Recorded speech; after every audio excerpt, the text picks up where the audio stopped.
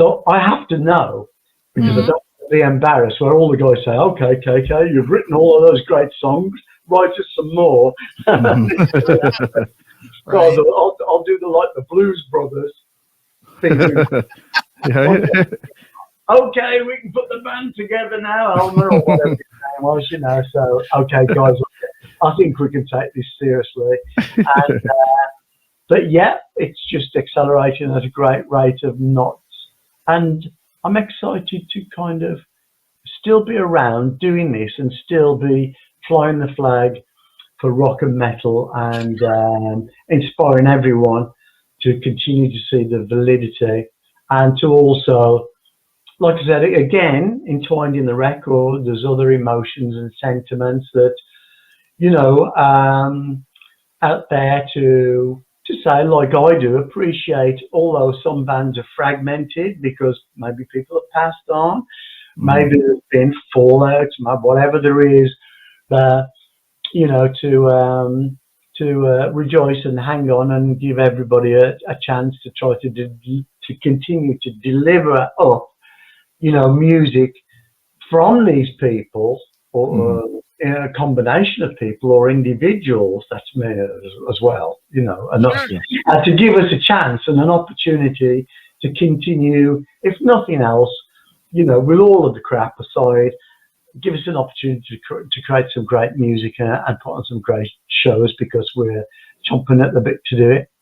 Sure. Yeah, I wanted to ask you too, KK. In the press release, it states the word "sinner" from Sermons in the Sinner, and the song and album title is a reflection of your sense of alienation from Judas Priest. So, has this recording and releasing of the record, now that it's out, or it's going to be, I should say, in a couple of months, is it sort of therapeutic in the sense that it's been able to help you focus more on what you can do now and going forward with the band instead of continuing to have that sort of bad taste that was in your mouth, how everything sort of ended with the band?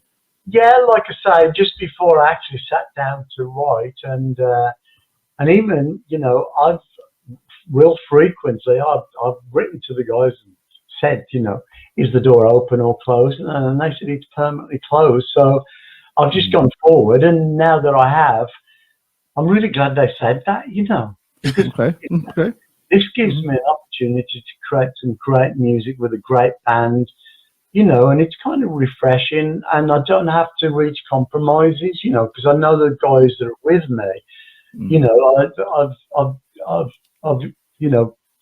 purposely know these people, and I've worked with these people, and I know that they will help me to get everything across.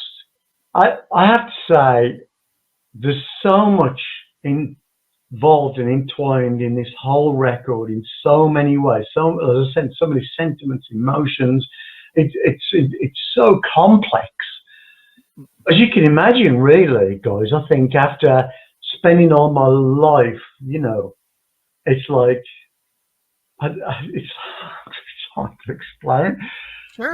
When you think you're never going to change, it's going to be this way all the time. So it's kind of like a body shock, and then you're suspended in it, in a stratosphere, just sort of floating around with all the rest of the debris that's going around, and suddenly you can find a way out. So now, and there's so many things about this album, because I had to approach it as well. I didn't want to, but I had to approach it as though it may be the last thing that I ever do. Funnily enough, isn't it funny what age does to you?